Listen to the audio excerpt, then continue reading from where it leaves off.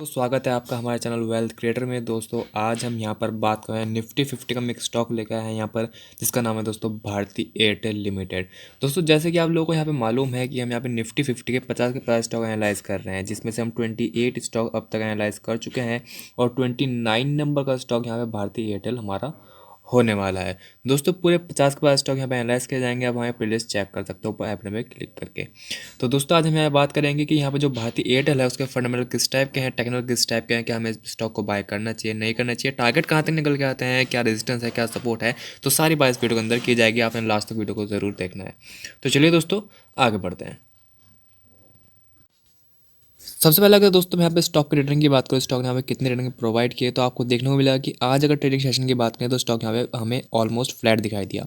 कोई भी ज़्यादा यहाँ पर जो है मूवमेंट दिखाई नहीं दिया। 0.23% का डाउन मूवमेंट था। और 5 दिन की बात करें तो 5 दिन के अंदर स्टॉक ऑलमोस्ट फ्लैट रहा 2% के आसपास। वहीं अगर हम एक महीने की बात करें तो एक महीने के अंदर स्टॉक यहाँ पे 3% के आसपास फ्लैट दिखाई दिया।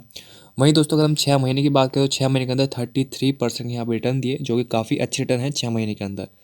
उसी साथ दोस्तों अगर एक साल की बात करें तो एक साल के अंदर 43% के रेट यहाँ रिटर्न रहे, तो यानी कि काफ़ी बेहतरीन रिटर्न एक साल के अंदर इसने प्रोवाइड किए।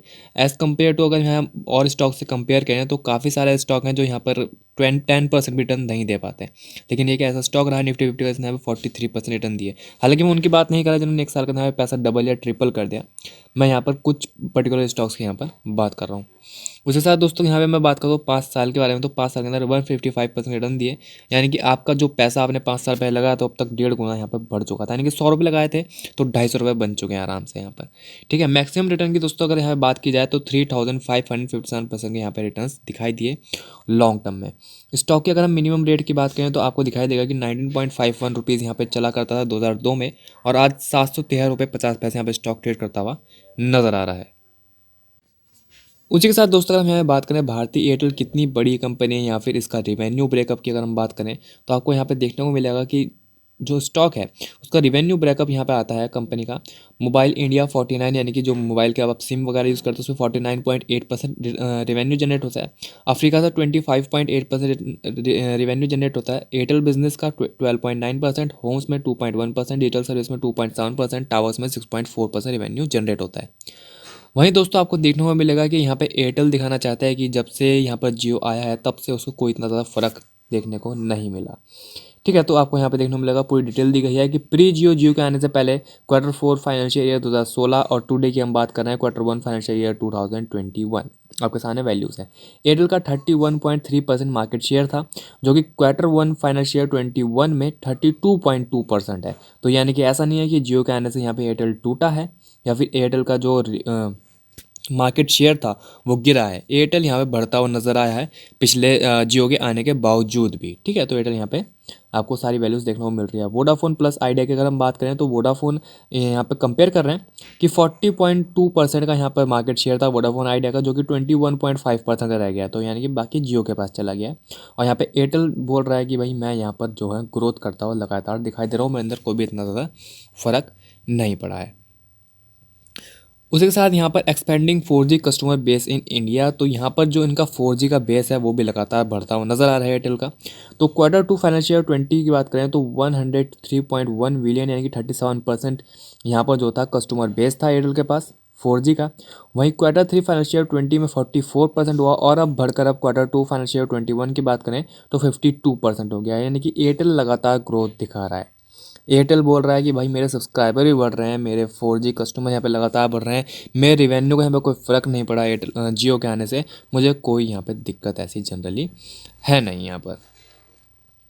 अगर यहाँ पे बात करते हैं एक्टिव वायरलेस सब्सक्राइबर नवंबर 2020 तक की यहाँ पर बात हो रही है, 2020 तक का यहाँ पर डाटा लिया गया है। तो एयरटेल के 96.63% यहाँ पे एक्टिव वायरलेस सब्सक्राइबर हैं, वहीं वोडाफोन के 89% है और जियो के 79.55% है।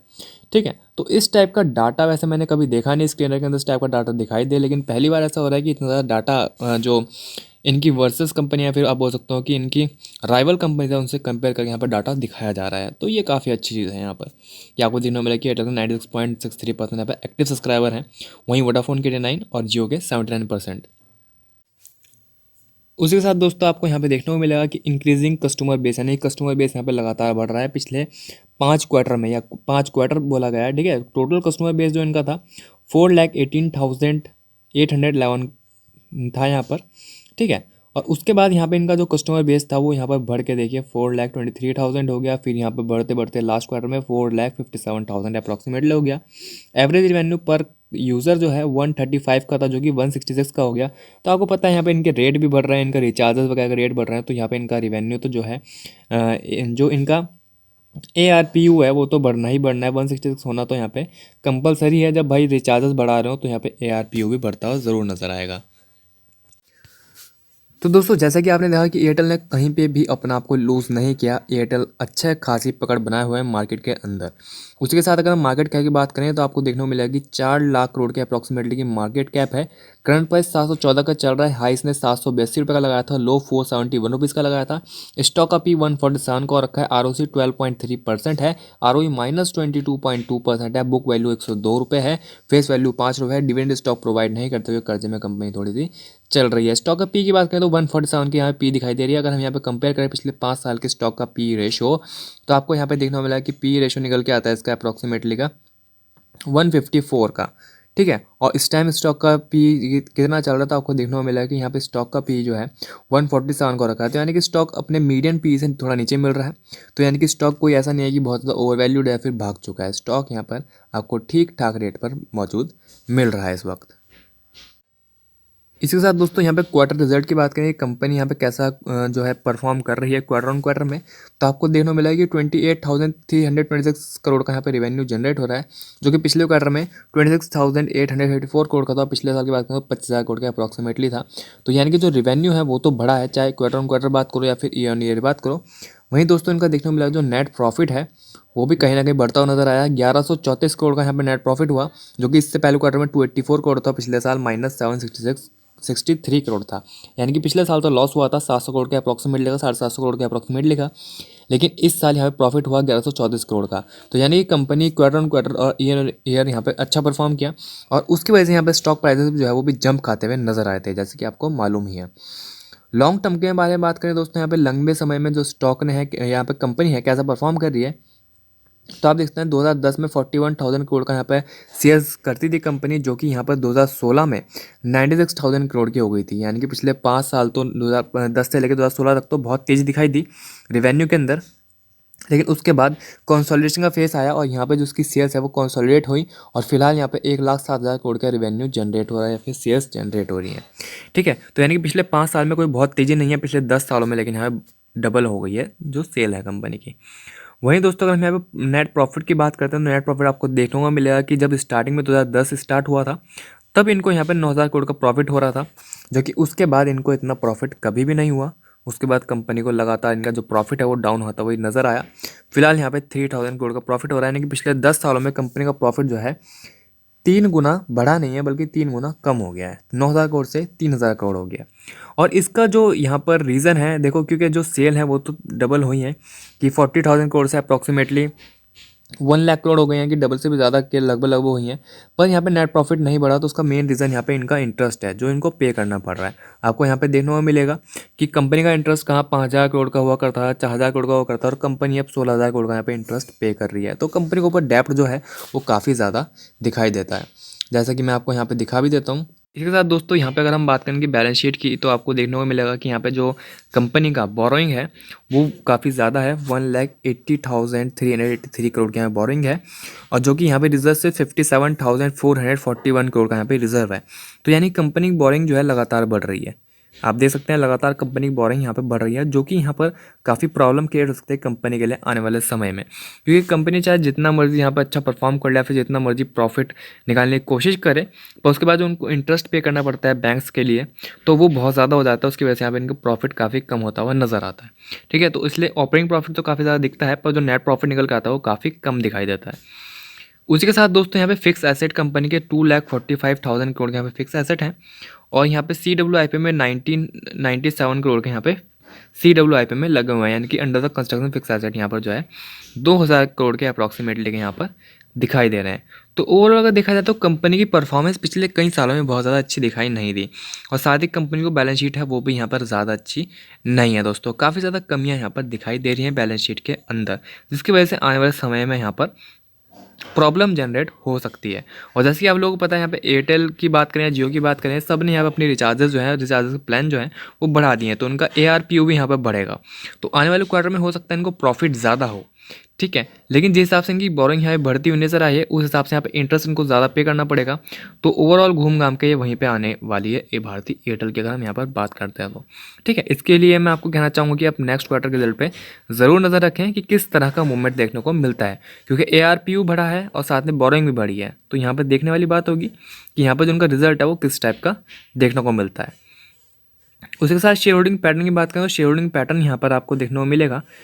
मैं आपको दिखाता हूँ यहाँ पर कि प्रमोटर की होल्डिंग 55.86% की है और FI की होल्डिंग 19.87% की है और DI की 19.15% की है, पब्लिक की 5% की। 95% तो यहाँ पे प्रमोटर, FI और DI ने ले रखा है, बाकी सिर्फ 5% यहाँ पे पब्लिक के पास है। तो शेयर होल्डिंग पैटर्न में कोई यहाँ पे दिक्कत वाली बात है नहीं दोस्तों। इसी के साथ दोस्तों हम यहाँ पर आ गए हैं चार्ट पर और आप देख सकते हैं यहाँ पे हमने लगा रखी है वीक कैंडल। थोड़ा सा लंबे समय की बात करेंगे, 1 वीक हमने यहाँ पे कैंडल लगा रखी है। प्राइस चल रहा है 713 का। 50 डे मूविंग एवरेज निकल करता है 590 का। 200 DMA निकल जाता है 479 रुपीज़ का। लेकिन ये 1 वीक में, तो 1 वीक में आप यहाँ पर 50 डे 100 डे मूविंग एवरेज यहाँ पर 200 मूविंग एवरेज यहाँ पर नहीं देखेंगे। मैं सिर्फ यहाँ पर आपको सपोर्ट दिखाऊंगा कि जो स्टॉक है वो किस तरह का यहाँ पर मूवमेंट दिखा रहा है। तो आपको देखने को मिलेगा कि यहाँ पे स्टॉक के अंदर पहले बहुत ज़्यादा तेज़ी दिखाई दी थी, 1 वीक कैंडल्स लगी हुई हैं और फिर उसके बाद जो गिरावट देखने को मिली उसने एक सपोर्ट बनाया अपना। तो अगर हम उस सपोर्ट की बात करें, स्टॉक ने सपोर्ट कहाँ पे लिया था, तो आपको देखने को मिलेगा कि स्टॉक गया आपका यहाँ पर सपोर्ट लेने के लिए लगभग लगभग 670 रुपये के अप्रॉक्सीमेटली का। और 670 रुपये का यहाँ पर सपोर्ट लेने के बाद स्टॉक के अंदर एक तेज़ी दिखाई दी, जो ग्रीन कैंडल बनी एक हफ्ते के लिए। उसके बाद स्टॉक के अंदर थोड़ा सा कंसोलिडेशन का फेस रहा और उसके बाद जो यहाँ पे एक बियरिश कैंडल बनती हुई नजर आई। उसके बाद यहाँ पर जो बियरिश कैंडल बनी तो उसका सपोर्ट भी आसपास ही नजर आया, यानी कि कैंडल ने अच्छा खासा सपोर्ट लिया जो कि प्रीवियस सपोर्ट था और वो सपोर्ट निकल गया 676 रुपीज़ का। तो यानी कि वही बात हो गई, 670 रुपये 675 रुपये का यहाँ पर सपोर्ट लिया।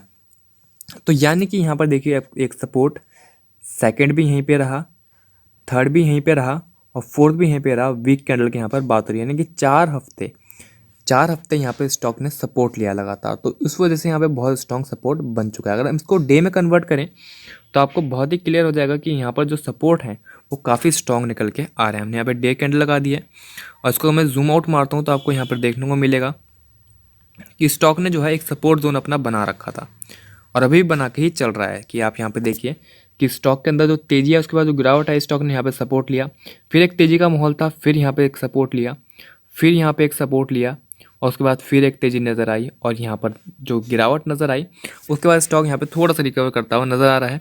लेकिन ओवरऑल अगर आपको देखा जाए तो ये इसका जो है प्राइस जो है बहुत ही बेस्ट प्राइस है। यहाँ पर FI और DI जो है इस प्राइस के आसपास बाइंग करते हैं, तभी स्टॉक जो है इसके नीचे नहीं जा पाता। उन लोगों का यहाँ पे GT ऑर्डर वगैरह लगे होते हैं बड़ी बड़ी क्वांटिटीज़ के, जिसकी वजह से स्टॉक प्राइस यहाँ पे आता है, उसके बाद बाउंस बैक यहाँ से कर जाता है दोस्तों। फिलहाल जैसे कि आपने देखा कि 713 रुपये का हमें प्राइस चल रहा है और यहाँ पे जो स्टॉक ने हाई लगाया था वो यहाँ पर 775 रुपये के अप्रॉक्सीमेटली का दिखाई दे रहा था, ठीक है। 619 रुपये का इसका 200 DMA निकल के आता है और 50 डे मूविंग एवरेज का 713 रुपये के अप्रॉक्सीमेटली ही निकल के आता है। तो यानी कि अपने 50 डे मूविंग एवरेज के आसपास स्टॉक चलता हुआ नजर आ रहा है। लेकिन दोस्तों मैं आपको बताना चलूँ, देखो कंपनी वैसे तो बहुत अच्छा परफॉर्म कर रही है। कैसे कि भाई अपना बिजनेस बढ़ा रही है, ठीक है। कंपनी को कोई जियो के आने से कोई इतना ज़्यादा फर्क नहीं पड़ा, वहाँ से भी कंपनी लगातार अपना जो बेस है वो भी बढ़ाती हुई नज़र आ रही है, कस्टमर बेस की अगर यहाँ पे बात करें। पर लेकिन कंपनी की जो फंडामेंटल और बैलेंस शीट है वो इतनी खास ज़्यादा दिखाई नहीं देती कि कंपनी जो है यहाँ पर प्रॉफिट बहुत तेज़ी बढ़ा हो, ऐसा कुछ नहीं है, या फिर कंपनी का यहाँ पे रेवेन्यू बहुत तेज़ी बढ़ा हो, ऐसा भी कुछ नहीं है, ठीक है। और उसके बाद बैलेंस शीट में जो है यहाँ पे बोरोइंग बहुत तेज़ी में बढ़ती हुई नज़र आई। तो ये थोड़ा सा यहाँ पे जो है पॉइंट्स जो है वो गड़बड़ कर रहे हैं थोड़ी सी, ठीक है। तो उसके लिए मैं आपको ये कहना चाहूँगा, देखो ये सब होने के बावजूद भी अगर आप स्टॉक को बहुत ज़्यादा हाई प्राइस पे खरीद लेते हो, कि मान लो आपने यहाँ पे 713 या फिर 725 रुपये पे, 750 रुपये पे यहाँ हाई पे खरीद लेते हो और फिर कंपनी जो परफॉर्मेंस है वो इस टाइप की कि बैलेंस शीट बहुत अच्छी नहीं है, उस बाद जो परफॉर्मेंस है वो बहुत अच्छी नहीं है, प्रॉफिट जो है वो बहुत अच्छा नहीं है, तो उसके बाद जब स्टॉक गिरता है तो फिर वहाँ से संभलना बहुत मुश्किल हो जाता है, ठीक है। तो मैं आपको ये कहना चाहूँगा जहाँ पूरी दुनिया खरीदते हैं वहाँ पर खरीदो। तो ये जो इसका सपोर्ट प्राइस ये निकल के आ रहा है, आप भी यहीं पर बाइंग करो। फिलहाल भले इसने यहाँ से एक रिकवरी दिखाई है, तो यहाँ पर जो रिकवरी पे बाइंग करेंगे वो सिर्फ शॉर्ट टर्म ट्रेडर्स करेंगे। अगर आप लॉन्ग टर्म ट्रेडर हो या फिर लॉन्ग टर्म इन्वेस्टर हो या स्विंग ट्रेडर हो, तो आपका जो बाइंग प्राइस निकल के आएगा वो यही निकल के आएगा जहाँ पे बड़े बड़े लोग बाइंग कर रहे हैं या फिर बड़ी बड़ी क्वांटिटीज़ की बाइंग करी जाती है, जहाँ पे बहुत स्ट्रॉन्ग सपोर्ट निकल कर आता है। तो जो कि 675 रुपये से लेकर 650 रुपये का निकल के आता है, यानी कि 675 से लेकर 650 रुपये के बीच में आप यहाँ पर बाइंग कर सकते हो। ठीक है, तभी आपको यहाँ पे अच्छा खासा रिटर्न देखने को मिलेगा। हालांकि दोस्तों अगर आप अभी यहाँ पर बाइंग करते हो तो मैं आपको कहना चाहूँगा थोड़ी बहुत बाइंग करना, मान लो आपने 10 स्टॉक बाय करने थे तो आप यहाँ पे 2 या 3 स्टॉक बाय करके चल सकते हो, ताकि अगर स्टॉक नीचे आपको दिखाई दे 675 या फिर 650 के भाव पे, तो आप यहाँ पे उसको एवरेज कर सको। और अगर आप लॉन्ग टर्म इन्वेस्टर हो तो थोड़ा सा वेट करिए करेक्शन का, हल्का सा करेक्शन आएगा। स्टॉक वैसे भी कोई बहुत ऊपर ट्रेड करता हुआ नजर नहीं आ रहा, 713 रुपये पे स्टॉक चल रहा है और 670 रुपये का हमें प्राइस चाहिए। ठीक है, तो थोड़ा सा और ज़्यादा करेक्शन का यहाँ पे थोड़ा सा वेट कर लो, अगर करेक्शन मिलता है तो बहुत ही अच्छा यहाँ पे प्राइस रहेगा आपके लिए। लंबे समय में यहाँ पे कंपनी अच्छा परफॉर्म कर सकती है, लेकिन फिलहाल टेम्परेरी बात करें तो यहाँ पे कोई बहुत अच्छी परफॉर्मेंस दिखाई नहीं दे रही है। तो अगर दोस्तों आप इसके अंदर बाइंग करते हो तो आपको थोड़ा इसको लंबे समय के लिए होल्ड करना पड़ेगा। इन फ्यूचर कंपनी आपको अच्छा परफॉर्म करता हुआ दिखाई देगी, क्योंकि जियो के बाद दूसरा नंबर जो आता है वो यहाँ पे एयरटेल का ही आता है। फिर आप बोल सकते हो कि एयरटेल का पहला नंबर आता है, दूसरे नंबर पे जियो आता है। ठीक है, तो यानी कि यहाँ पर जो मोनोपॉली आप एक तरह से बोल सकते हो कि यहाँ पे तीन, ट्राईपॉली बोल सकते हो कि यहाँ पे तीन ही कंपनी चल रही हैं, जियो, एयरटेल और वोडाफोन। तो यहाँ पे कोई ऐसी बात नहीं है कि कंपनी की परफॉर्मेंस इन फ्यूचर खराब होगी या कुछ भी होगी, कंपनी आपको लगातार मेंटेन करने की कोशिश कर रही है। तो आप स्टॉक के अंदर बाइंग कर सकते हो, लेकिन सही प्राइस से बाइंग करना बहुत ज़रूरी है। तो अपने जीटीटी ऑर्डर्स लगा दीजिए, लेकिन इसको करंट प्राइसेस पे बाय करने के लिए थोड़ा सा बच सकते हैं। शॉर्ट टर्म ट्रेडर्स यहाँ पर चाहे तो बाय कर सकते हैं, लेकिन एक बार अपने फाइनेंशियल एडवाइजर ज़रूर पूछ लीजिएगा। ठीक है, और सारे दोस्तों कहना चाहूँगा यहाँ पे कोई भी बाइंग और सेलिंग रिकमेंडेशन नहीं है। यहाँ पे जो भी प्राइस बताया जाता है सिर्फ और सिर्फ नॉलेज पर्पज़ के लिए बताया जाता है, ताकि आप इस तरह से एनालिसिस यहाँ पर कर सको, क्योंकि हम यहाँ पर दोस्तों सेबी रजिस्टर्स नहीं है। ठीक है, तो फिलहाल के इतना ही, मिलते हैं जल्दी अगली वीडियो में।